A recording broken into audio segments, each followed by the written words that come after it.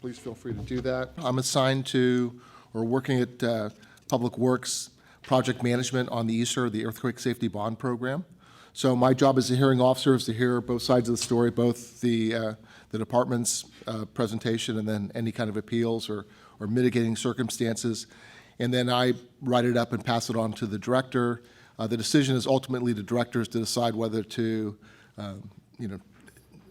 sustain the findings, amend the findings or the recommendations. So those entirely at the director's discretion. So a letter will come out within a few weeks letting everyone know. So that's how it goes. In theory, we're supposed to limit the speeches or comments to 3 minutes, but if you took the time to come down here, I think it's important that you have your say. So I just ask you to be as concise as possible and not go on forever so that other people can have their day at the stand. I ask you to spell your name and state your name and spell it for the record so I can get it right. I think it's important that people's names be spelled right when it goes to the director. So with that, we'll get started. So number one, we'll call to order. Item number two, my understanding is item number two has been continued. That's the transit shelters on the old agenda.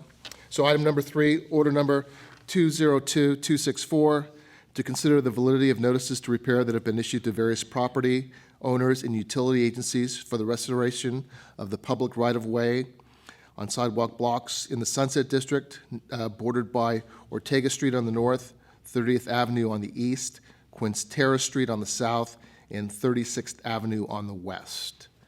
Somebody from the department? Yes, my name is Seamus McCullough. That's SEAMUS MCCULLAGH. Thank you. Street Inspector of Public Works.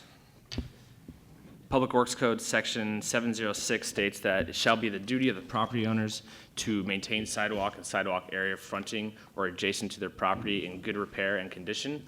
That said, this public hearing is to consider the validity of notices to repair that have been issued to various property owners and utility agencies for the restoration of public right-of-way sidewalks. The Sidewalk Inspection and Repair Program was enacted by the city in 2007 to improve the pedestrian path of travel by inspecting and notifying property owners of defects requiring repair. Under city and state codes, property owners are responsible to maintain the sidewalks fronting their properties.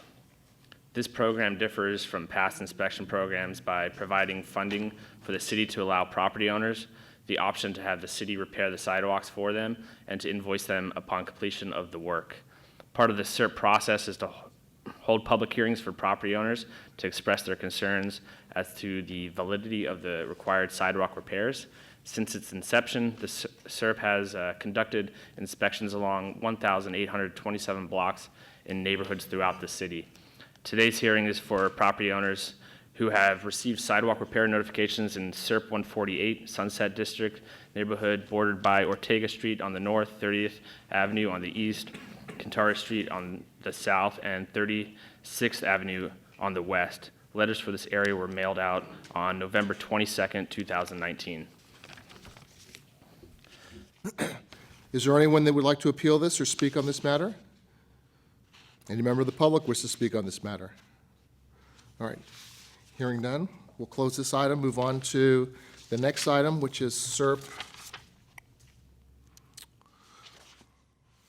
I believe 150. 150. That's Crest Lake Drive? Crest Lakes? That would be 151. I think that's item number 8. Okay. Well, let's go to 150.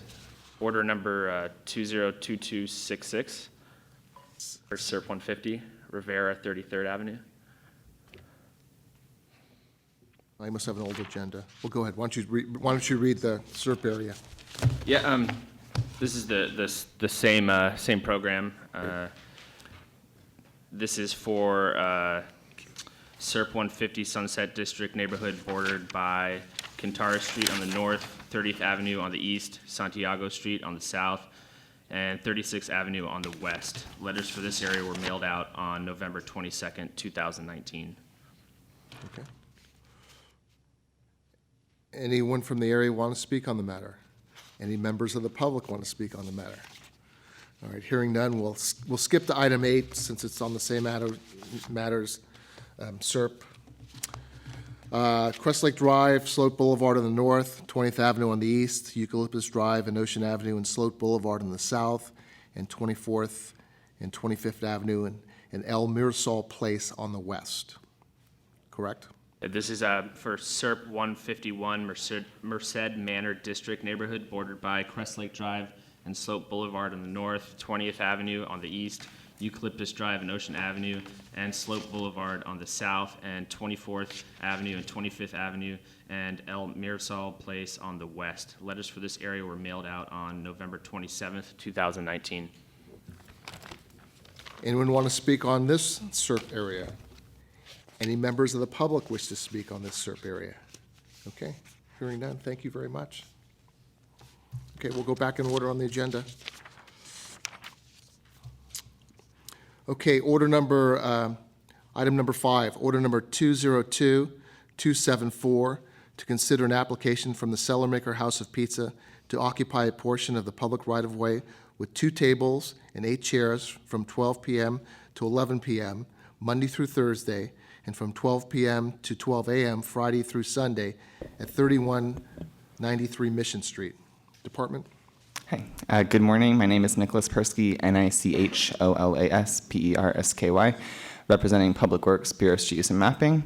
I'd like to give a quick overview of permit 19TC-00504, applied for by Cellarmaker House of Pizza.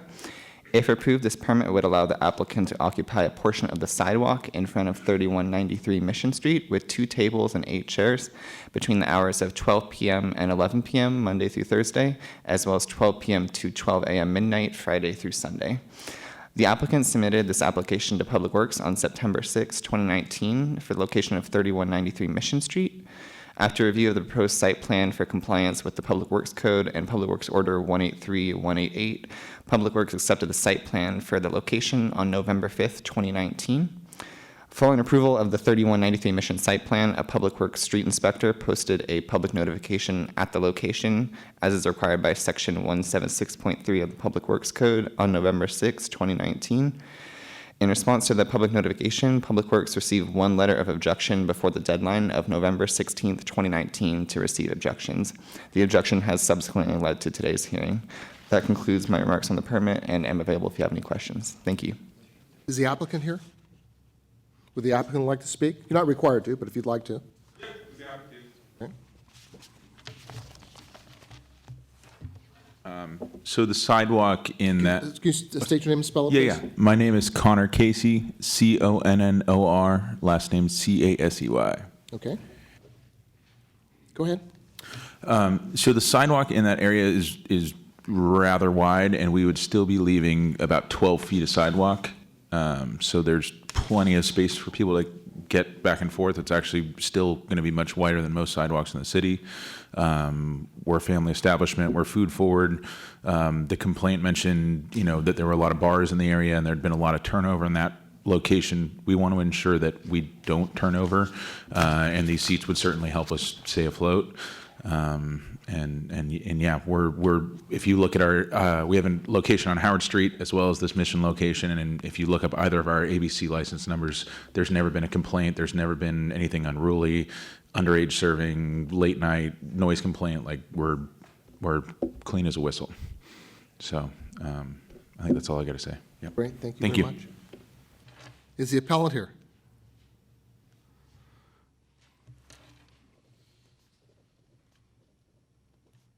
Anyone from the public wish to speak on this matter? All right, hearing none, we'll close it out. All right.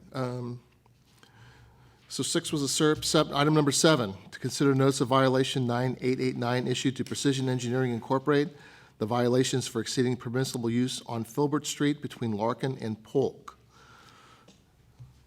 Department, please.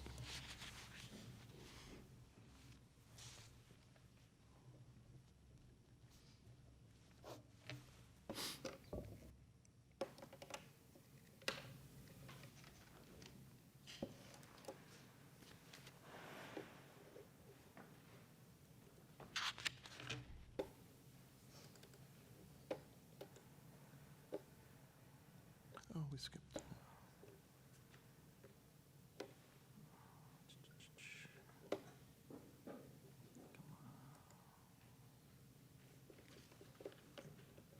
Nicholas, I'm sorry, we skipped you. We'll get back to you.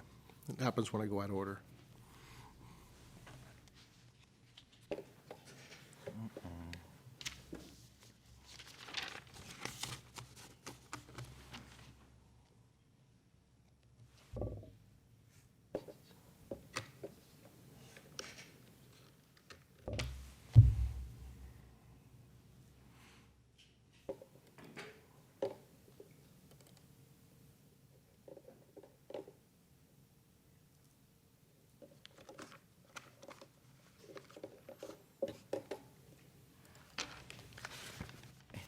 Hi, my name is Teason Mao, Okay? Teasonmiao. Okay? Let's see how this works. For use of mapping? San Francisco Public Works Infrastructure, IDC. Okay. Sorry, it's my first time. I'm a little bit nervous. That's all right, no problem. So we are here to issue this NOV regarding improper storing of equipment and material along Filbert Street between Polk and Larkin. Okay? Quick history. On Friday, 8/17/2018, the city transmitted city letter number 19 containing notice of noncompliance number 16 to Precision Engineering regarding improper storage of material and equipment. A fine of $1,000 per day per violation would be assessed after close of business Monday if the issue was not rectified. Improper storing of material and equipment was not rectified by that close of business day. So on Thursday, 8/23, around 1:30 to 2:30, an inspector arrived on Filbert to do an inspection.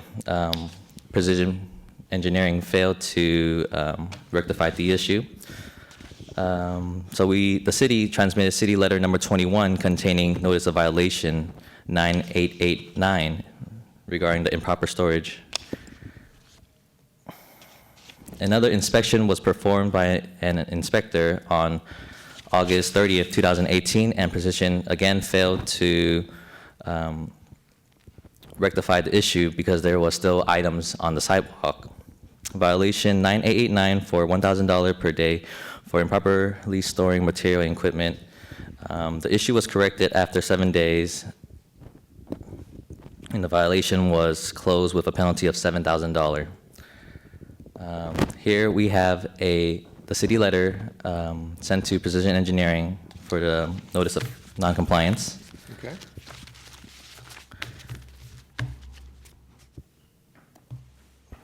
Do you guys normally look through it, or? Well, I've seen it. If the applicant, if the appellant's here, I would make sure they've read it. Okay.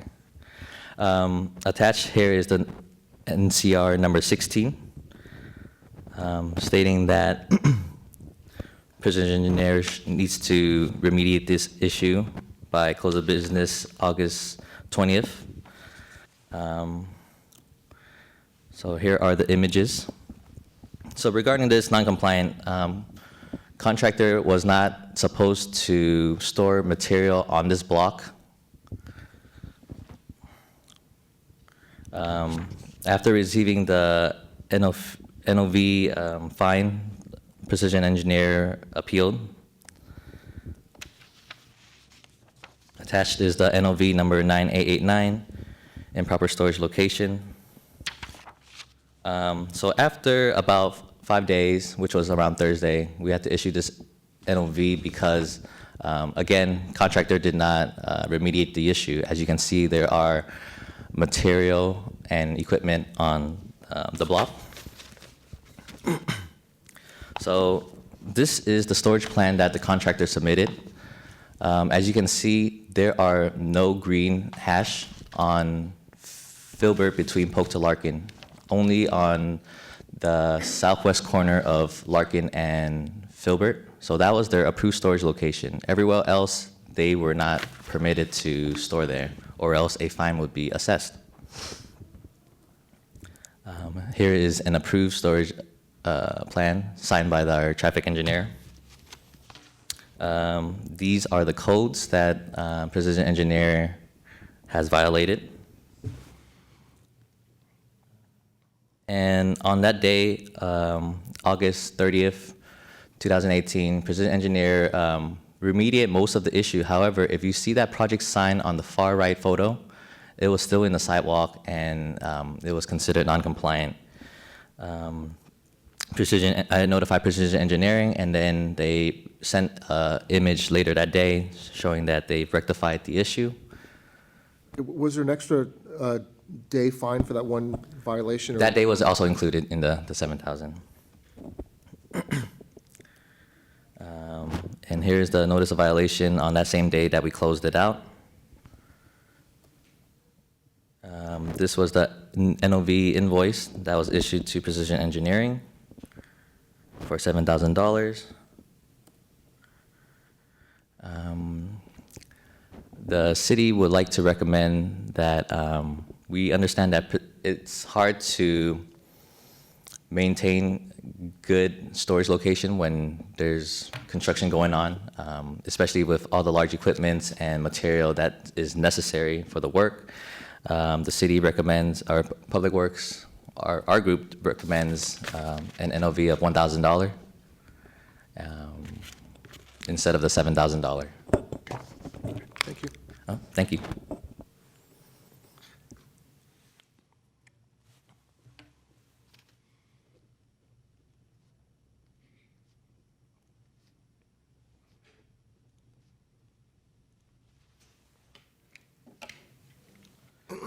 Is the appellant here? Anyone from Precision Engineering wish to speak? Hi, my name is Fenbar with Precision Engineering. State your name, spell again, please, sir? Sorry? Can you spell your name for me, please? Finbar, Brody, B-R-O-D-Y. Okay.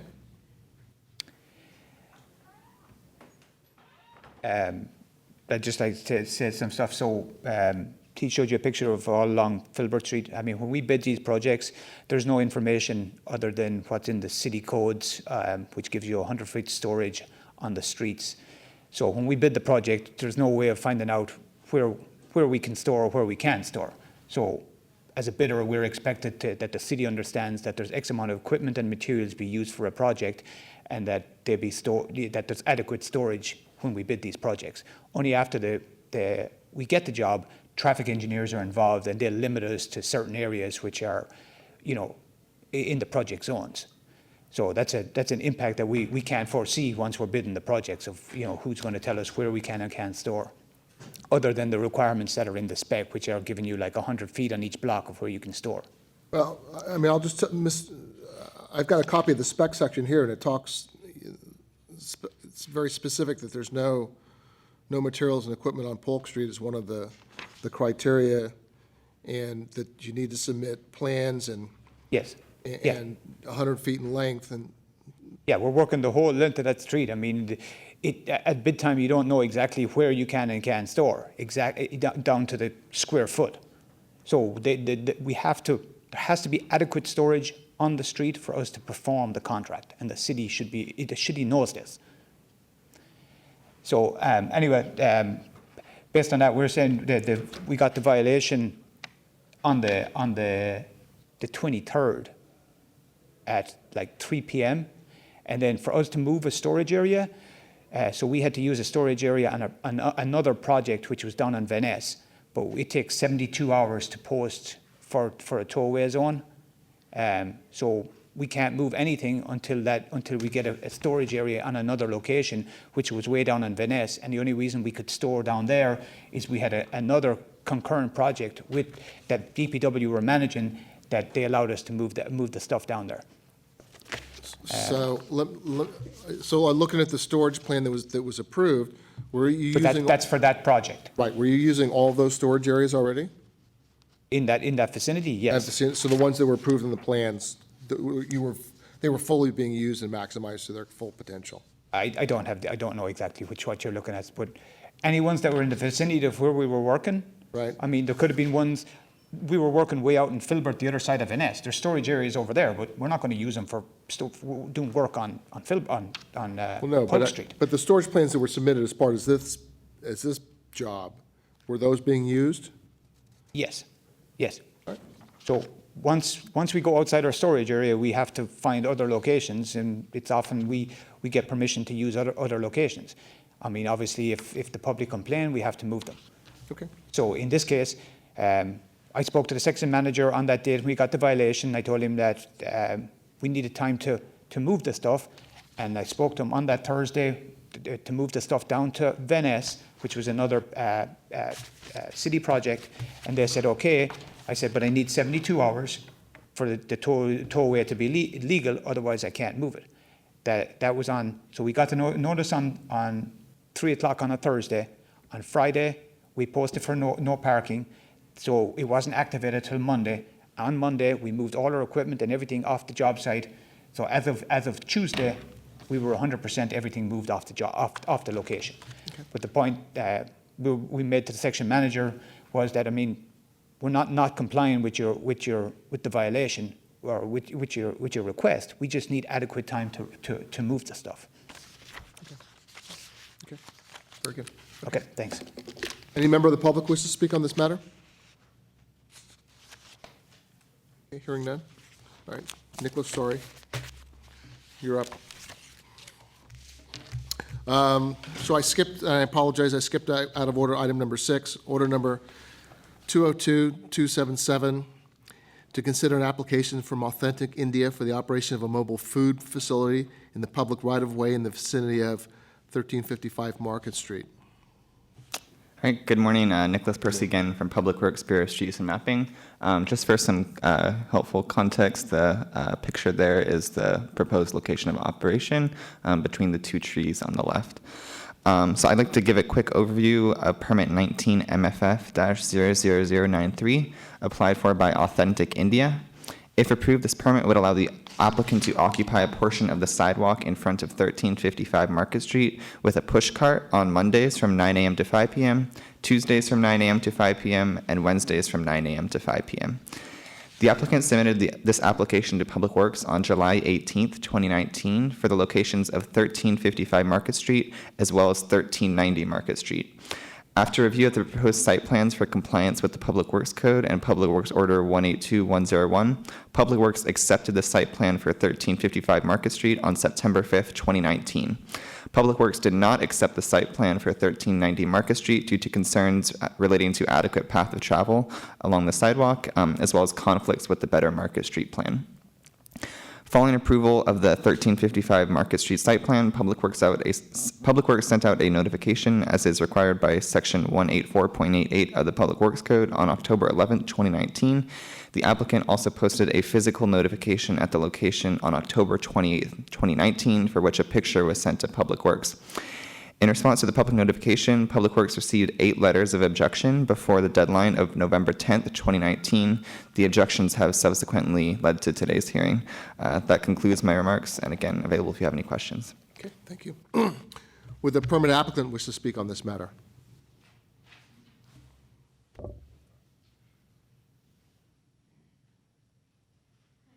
Hi. My name is Shweta Singh, and I'm the wife of Jayan Sharma. Okay, The can you person spell is your a- name, please? Shweta Singh, Can you spell it? SHWETA SINGH. Okay, Yeah, and I've applied for the Authentic India okay, permit, and I mean, we tried to complete all the formalities, and it took us like really a long time and a lot of efforts, and we really want to do this. okay, Yeah, okay. All right, very good, thank you. thank you. Okay. Is anyone, is the appellant here? Well, yeah, I mean, we'll get there. First, whoever wrote the letter, and then if there's, members of the public can also welcome to speak on this matter. Yeah, just to clarify, we did receive 8 letters of objection, so Okay. there were 8 separate parties. Perfect. Please come up.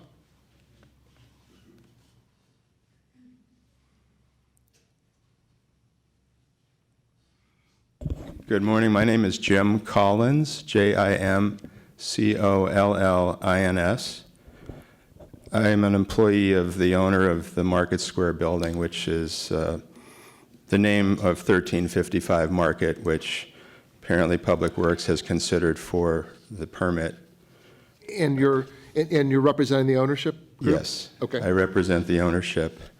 We're addressing Public Works Ordinance 5.8, which regulates mobile food facilities, which would include mobile food carts.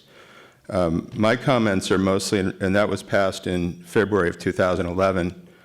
My comments are mostly related to an amendment to that legislation or that ordinance that Supervisor Wiener sponsored that was passed in July of 2013 that amended the original ordinance.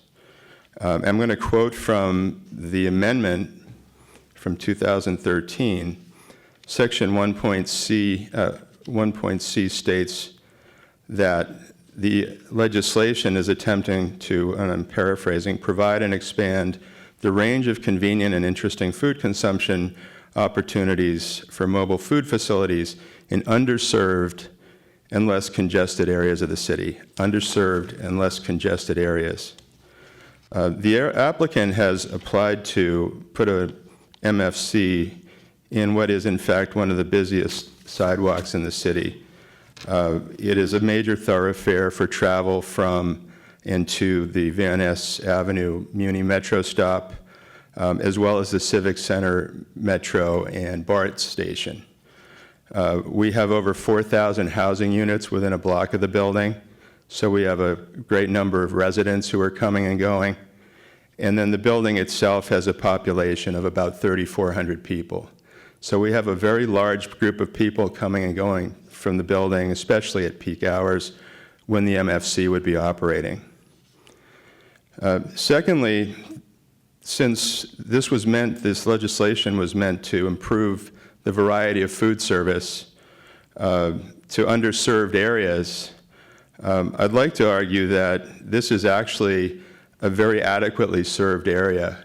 There are over 20 food service vendors on the site, and the applicant has applied to put their food facility within 26 feet of 6 brick and mortar restaurants directly on the other side of the sidewalk.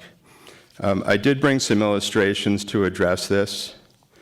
The ordinance in Section 1D seeks to minimize conflicts between pedestrian movement and customers frequenting the MMF at pedestrian high-use times in congested areas of the city, particularly near existing restaurants with standard hours of operation.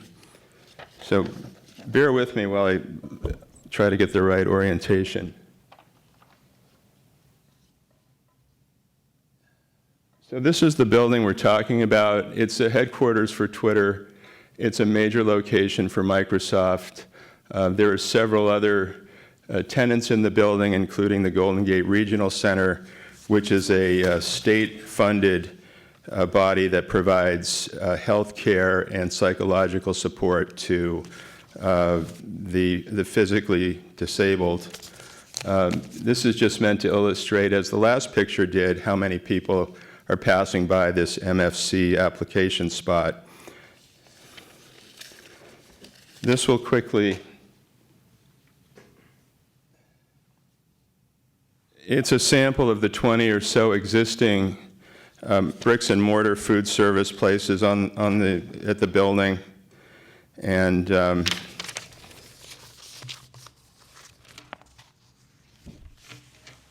this illustrates how the mobile food cart would be directly in the path of travel from the entrance to the building down to the corner of 9th and Market, which people debark towards BART, or to go north towards Civic Center.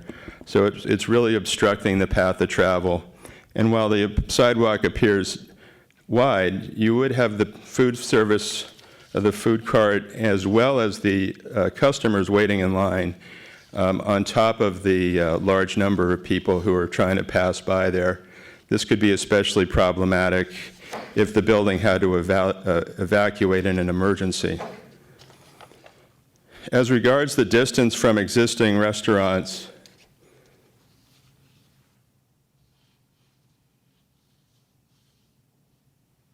As I mentioned earlier, it's a mere 27 feet from the location to the front of the building and where the other bricks and mortar food service places are.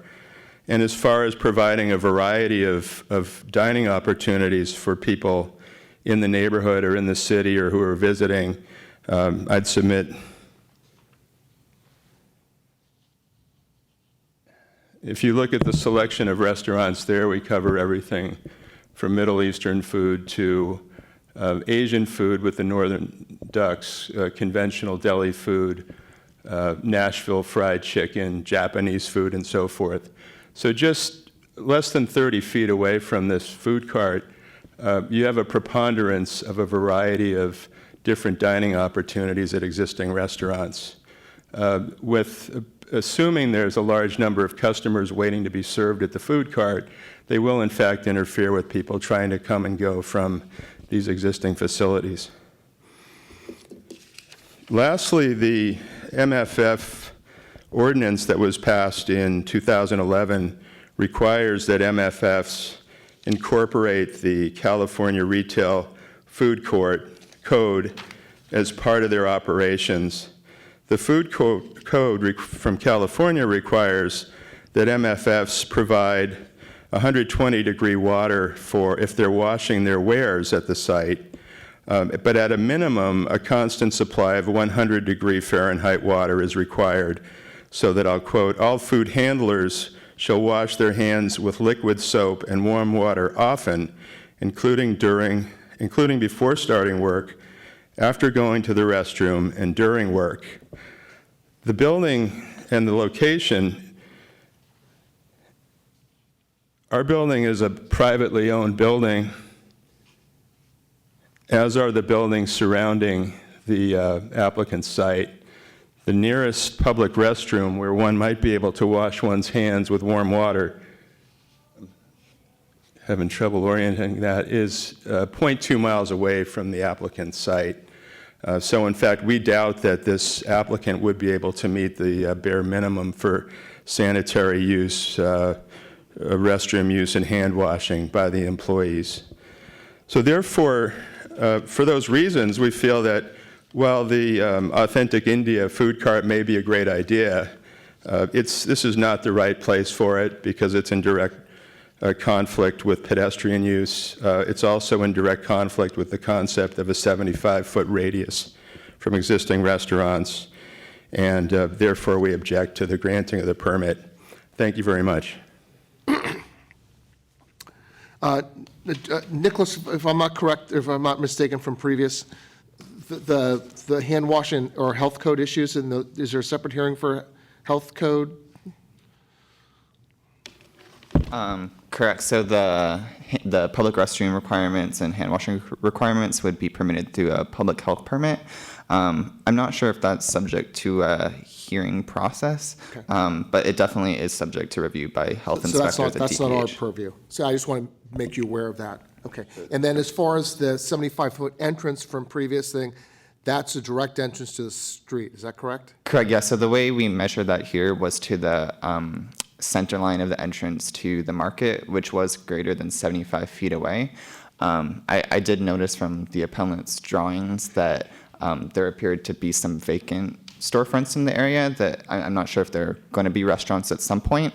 But our Public Works order is quite clear that the 75-foot radius, the restaurant shall be operational at the time the MFF applies for a permit for the subject location. So those restaurants would need to be operational for us to factor in that 75-foot requirement. May I address that, please? Sure, absolutely. I'll try to get this lined up so I don't overrun my time. Granted, the existing market entrance is farther away than the entrances to these stores, but you can see that each one of these storefronts has a direct access point, double door, two-leaf glass doors that lead directly onto Market Street. And in light of that, these entrances may very well become the main points of access to these restaurants, and they're very well within the 75-foot radius of prohibition. Are they in operation now? I believe those stores are being installed now. So no, they're not, Well, I'm going to let my colleague Lindsay, who's the property manager, address that. She's more familiar with the day-to-day operations. Okay. Thank you. thank you. And may I submit the diagrams and the notes for the record? Absolutely. Thank you. That's a copy, thanks.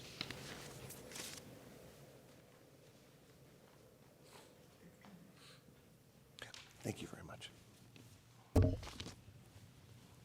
Lindsay, Lind. S-A-Y. Last name Goldstone, Goldstone. Okay, thank you.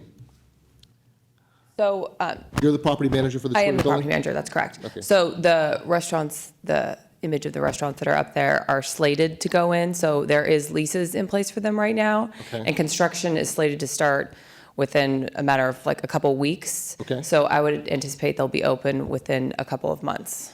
Okay, okay. So that is our biggest concern. Okay. Those ones. So. And I just kind of want to reiterate the population of the building and the amount of high traffic in that area, because there is an additional building entrance that would be, it's right near where the food facility is going. Yeah, just farther down. I'm familiar with the building. Okay, Thank you. great. Anyone else wish to speak on this matter?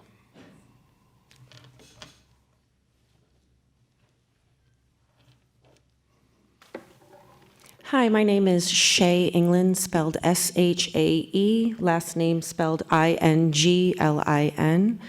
I work as a manager at the Market on Market for the Market Tapas Bar that's inside of that building at that proposed site for the mobile food cart. The entrance to get to that bar are basically right within the 75 feet of that food cart.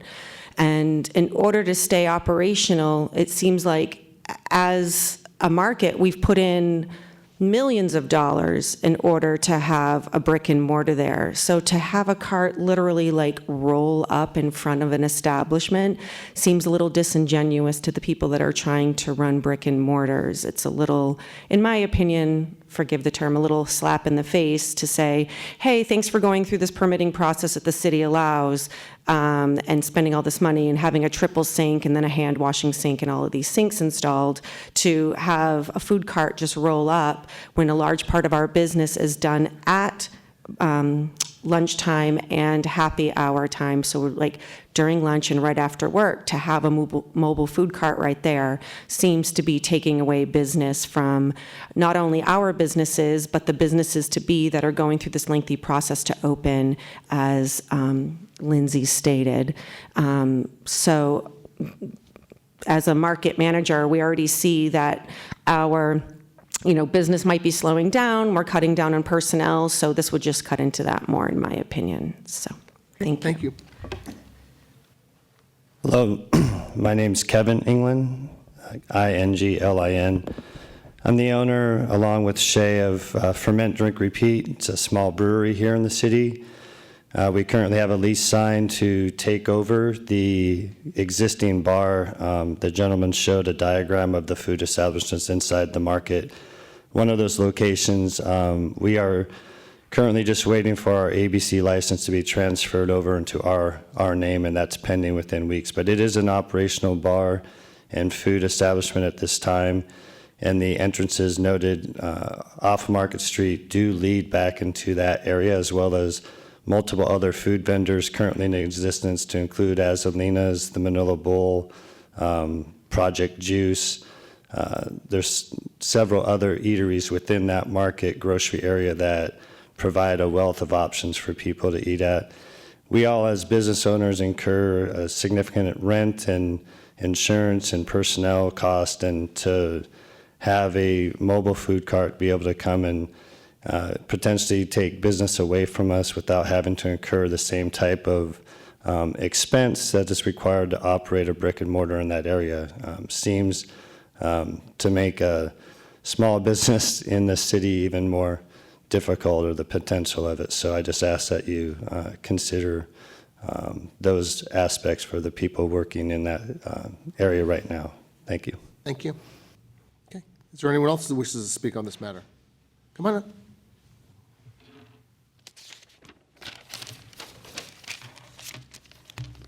Hi, my name is Jungin, Jungin, last name Lee. So I also about to open a restaurant inside of the market, and I'm actually here from my previous experience similar to this case. So my first business actually is located on One Market Plaza, and at some point this year, suddenly we had right in front of the main door, the food court in One Market. We suddenly had 6 different the food trucks off the grid came in from the Reckin Park authorization. And the main reason for them was that to bring more people, make the space safe, because it wasn't kind of parking lot that nobody comes and homeless people stay and stuff like that. But they didn't do research that we existed right there. But along with a long process of discussion after they were operating Monday through Friday lunchtime, where it's exactly same time as all the food court 6 facility were open Monday through Friday lunchtime, at exactly same hours. So long story short, they just had to leave after like 6 months of operation because food truck wasn't making money, because basically we're eating same pie from the same pie.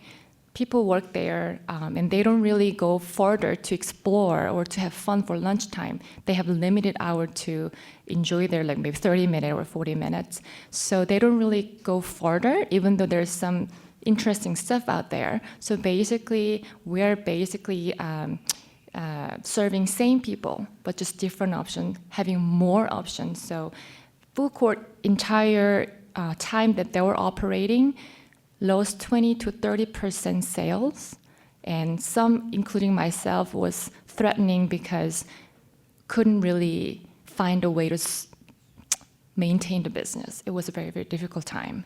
And so it somehow resolved as that Off-the-Grid left the facility because they weren't making money by being there. But I don't want the same thing to happen for this same situation. Okay, thank you very much. Thank you. Anyone else want to speak on this matter? Okay.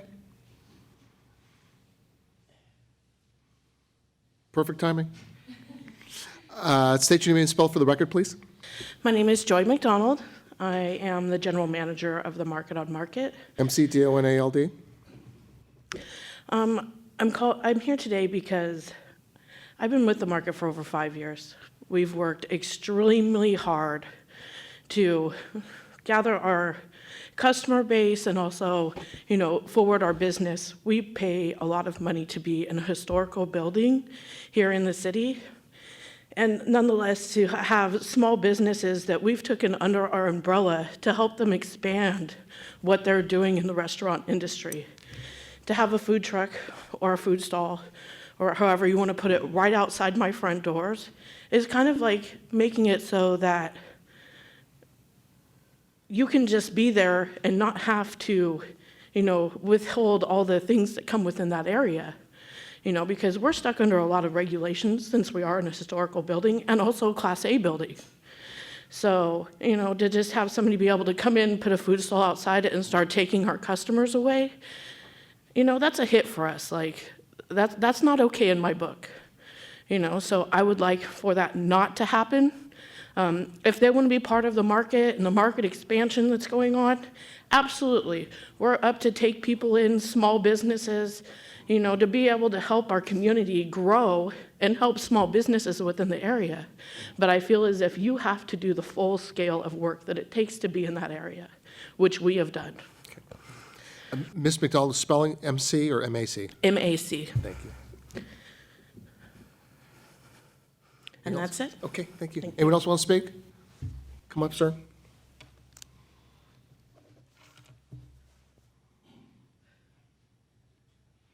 Good morning. My name is Rick Gutierrez. I am the one in charge of starting a food hall at 1355 Market Square, which is right across from Market on Market. The reason why we started that is 2 restaurants there failed. And in order for us to revive that area, we have to split the facilities into 8 different small businesses so that the small vendors can have a location within a very difficult. And this is going to be, is this the one in Fox Plaza that's being built out, or? So where's this location? No, this is literally the old Von Marché and Dirty Water, which is it's the same building in Twitter, Right. right across from the market. Got it, okay, on the other, okay. Yeah. It has been very difficult to get a tenant there, so we negotiated with Schornstein to split it into multiple small locations for small vendors so to encourage a QSR, meaning a quick service retail. Because right now, there's so many restaurants failing within San Francisco with a full operation because of the expense and the difficulty of trying to get permits and everything else. So we came up with a food hall where we chunk it to about maybe 300 to 500 square feet each vendor. And those are small vendors, like the Falafel Land, right? Hot Bird, the Peking Duck, this Shomai company. So those are small vendors that can only afford to have a small location. If you put another competition to that area, it's just not conducive. With all the requirements that a historic building has, it is one of the most expensive small business operation. And if you put in what we call the food trucks around there, it will just kill that business. I've seen this happen to a couple of locations within San Francisco. So that's the only concern we have is really we haven't even started, and yet our tenants are already very concerned that they're going to lose business. It puts a couple of our tenants in a position where they would want to pull out because of that competition. That area, we work so hard to make it very clean and very conducive for workers to come and not be bothered by homeless. And we're hoping that you would consider, because these are also, we're catering to smaller business. And the way we did it with our small business is we partner with them. We do percentage rent, so that they can come in and they can afford to have a small business within a very historic, very expensive location. So this is the reason why I'm asking to please reconsider and maybe locate it somewhere else. There's a lot of areas within that central market that you can put them, right? Maybe along Mission and Folsom, that area, which needs a lot of support too. And the one that's got Urban Harvest, they're not a restaurant, they're a grocery. They could use a boost of people walking that area. I think what you need to reconsider for us is areas where they really need a traffic of people to discover that area. I mean, that's all I have to say on that part. So the name again, sir, Rick Gutierrez? Yes, sir. Gutierrez? Gutierrez. Perfect, thank you very much. Anyone else want to speak on this matter? Okay, hearing none. No other items on the agenda? Kim? Thank you very much. Very good. Thank you very much for your time, everyone. I appreciate it.